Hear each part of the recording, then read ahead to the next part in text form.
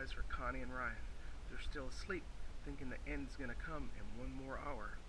So, we're gonna put this right in front of their bedroom windows and light it off. We got 6 artillery shells, 1 cannon, ready to go, loaded up. Okay, here we go. Got everything all set up. Front door's open, the Christmas tree's on for them. 5 o'clock. First, we're gonna light off the cannon and the artillery shells.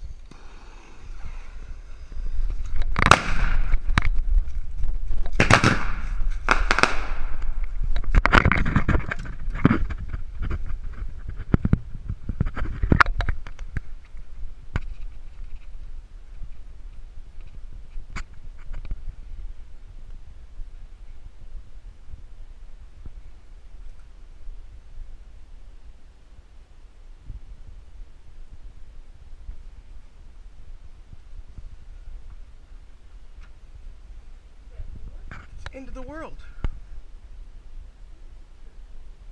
Sorry.